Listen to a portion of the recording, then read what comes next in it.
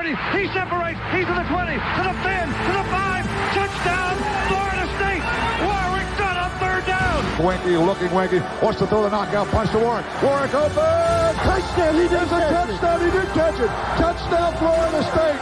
Oh, Peter Warwick, how'd you do that? Kermit Whitfield to the left side. A hole to the 30. Kermit Whitfield to the 30. To the 20. 15, 10, 5. Touchdown, FSU. Kermit Whitfield. A 100-yard touchdown. Here's the snap. Winston rolling right. Throws the pass on the other. It's caught! It's caught! It's caught!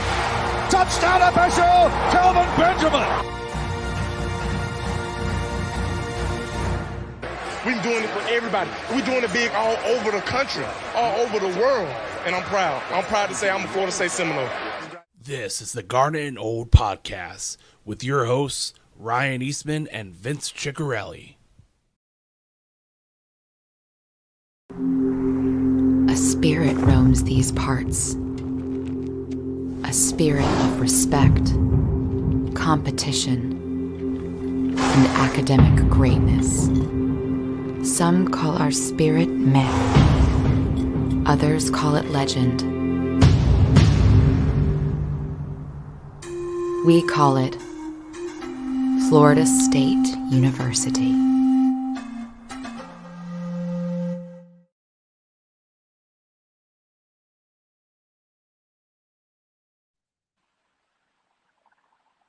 All right, Vince, Garnet and Old Game Day Live. You are in Orlando, sir. I am. We do call it Florida State University. I love that commercial. That's been out for a few years now. I love that commercial, man. It gives me goosebumps. A few years. Vince, I think that was like 2007 or 8. Well, I mean, as a man who's seen a lot of years, Ryan, Garnet and older, I can tell you it's been a while, but I do love it. Yeah, I'm in Orlando. I'm actually at the brother-in-law and sister-in-law's house. I got a beautiful house here in the Oviedo area, and there's a nice, beautiful pool behind me. Skies are blue. We've already spent some time this morning hanging out with some Florida State friends, which we can talk about here in a moment. Happy to see that the weather is no problems tonight. I don't think we're going to have any lightning delays or anything like that, which I think the last 2 years in a row we've had some sort of lightning, not the in New Orleans, but the home opener lightning delays and everything. So it's good weather in Florida right now. Yeah, no inside info, no clouds, no problem. Exactly. So Vince, you were there last night. You went to the Seminole block party, right? And $30 to get in. Tell us a little bit about it. Yeah, so we hung out here at the house a little bit yesterday and decided to head over to the Wall Street Plaza area. It was $30 to get in. The music was loud. Let me tell you, if you love loud music, you were in the right place. My ears are still ringing, and it wasn't necessarily always music that I was accustomed to. But it was the old a good part time. Coming in. Get off my yard. Yeah, it was really kind of like that. But we had perfect timing, Ryan. As soon as we walked in, a small contingent of the marching chiefs marched in and played about 15 minutes or so. The crowd that was there around 8:30 or so was pretty large. I assume it was larger earlier, but it was still packed. And the crowd was 15-1 Florida State to the Tigers. Now that's probably to be expected. Probably a lot of our Tiger friends spent the day at Epcot or Disney Springs or wherever. But let me tell you, it was Seminole deep. Deep. Vince, I think prices sometimes can be a good indicator of how many people attending the game for each fan base. So as you know, I sold my 4 tickets. By the way, made over $1,000 on it. So good times there. But the home side for Florida State side, prices are going about double the price they're going on the LSU side. So right, it's much more constrained supply on the Florida State side than on LSU, which probably tells you that a lot of those, I'm not saying a huge swath, but a lot of those LSU side seats, you'll probably see Florida State fans there. Yeah, I mean, it's tough to know because it wasn't like last year's game, where everybody's downtown in the French Quarter, and you get a good idea. Now the LSU fans came in late. There's no doubt about it. But, before too long, you could tell it was going to be about 50-50. Yeah. It's kind of hard to tell here. Everything's kind of spread out. There's not like that centralized area for everybody to go hang out together. But I would imagine once game time hits, it'll probably be 60-40, I would think. Yeah, all the LSU fans were spending time with their family. And they should. Yeah, absolutely. Well, Vince, I know if you're anything like me right now, woke up and it really kind of hit me. You tell yourself for weeks now and months now that the game is today, but then you wake up and you're like, oh my God, like all the preparation, all of the excitement, the hopes that we could have a really special year. Well, now it's time to do it on the field, to prove it on the field. The time for prediction and talking. And by the way, Vince, we've heard so many, ours included, but so many podcasts and shows on Florida State LSU. I'm kind of ready to get past this, because from here on out, it's just going to be talking about, at most one game ahead kind of thing. We've been talking about this one game for months. So are you ready to kind of just actually see it play out? Yeah, I woke up this morning, and I had some things to do first, right? So we went and watched the Marching Chiefs do their morning rehearsal at a high school here in town. And that, by the way, there were hundreds of people there watching that. It was fantastic. And it was, I think I got a sunburn sitting in the bleachers, but that got me pumped up. I was already a little nervous, but going there and watching the Chiefs do their final run through performance thing. I'm ready. I'm ready for this to kick off. I still feel good about what we said. And all things being equal, I still think it's going to play out that way. And when I say all things being equal, I'm also referring to, you never know what can happen in a first game of the season, right? Yeah. You never know the butterflies the teams have and things like that. But, you line these teams up and they both play to, let's just say they both play to their B+ level. Well, you I saw think we come out on top. Several big time colleges yesterday playing their first game, and even on Thursdays and Friday. The first half of a lot of those games, you're like, wow, I'm surprised that, X team is not like, scoring a million points on this team, maybe a 14 to 21, that kind of thing. And then all of a sudden you check the finals when I woke up this morning. Okay. You see what's happening.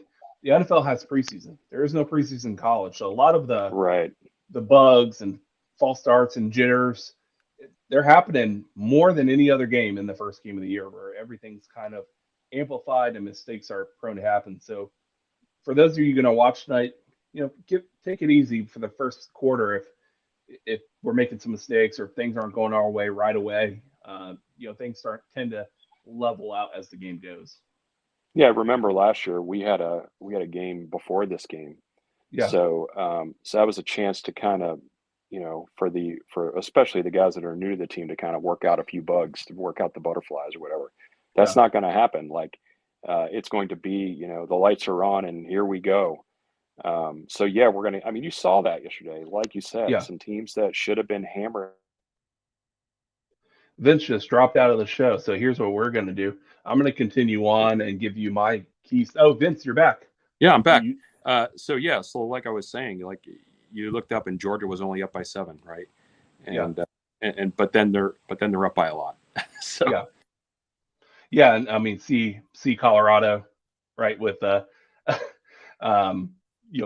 crazy game against TCU. A lot of craziness going on, but I'm going to give you, Vince, not who I think the most important player of the game is going to be from a, I guess, wins and loss standpoint, but the player I'm most excited to see today.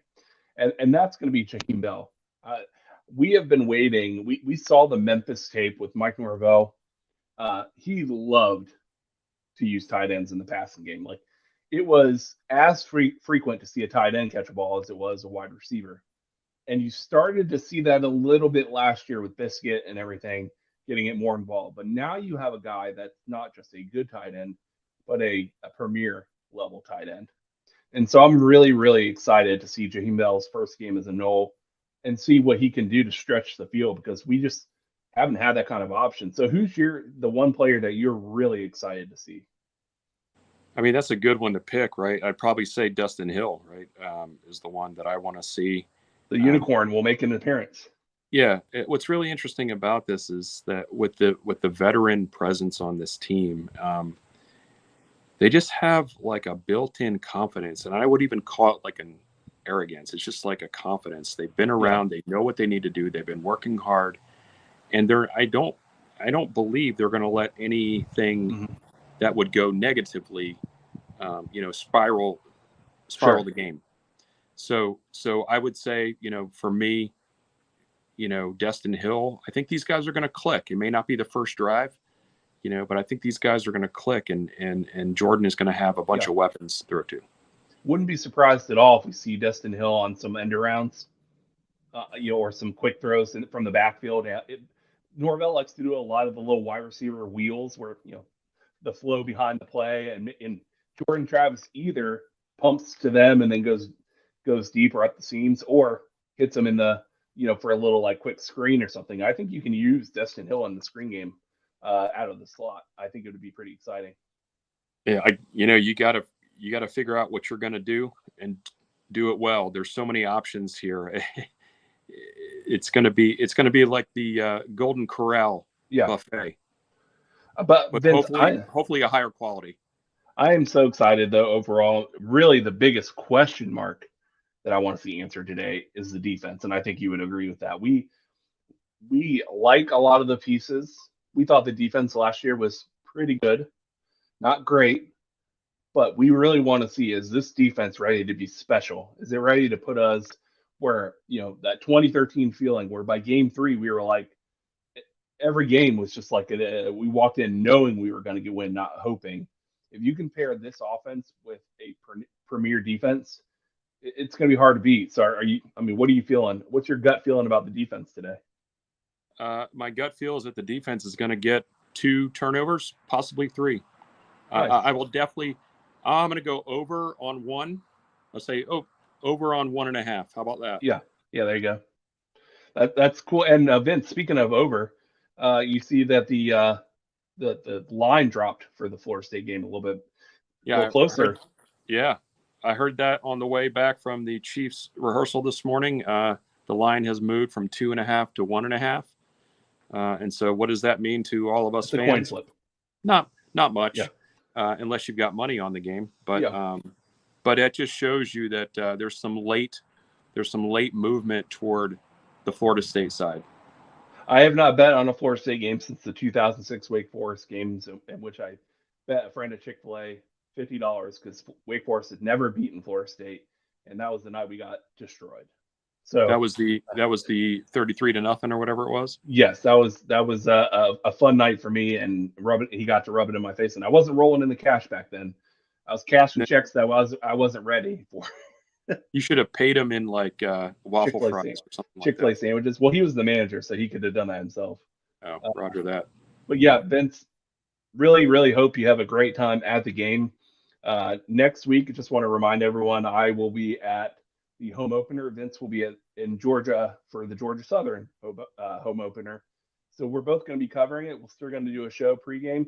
But I want to say around between 11 p.m. tonight and midnight, you should see a live stream go up where we're going to give our instant reaction, and then we'll do a full post game in the Garden Old show on Thursdays like we always do.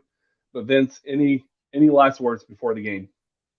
The only last words I have is think positive thoughts, cheer no matter where you are. It'll help get out the energy that you have. And I'm looking forward to hopefully tonight you and I having big smiles on our faces, and go Noles. Let's run the flea flicka. You never know. Go Noles, though. Garnet Knoll, no inside info, no contacts, no problem. Everyone, have a fantastic game. Whether you're at home or in Orlando, just enjoy it. Enjoy college football being back. Have a great day, everyone. Go Noles. Go Noles.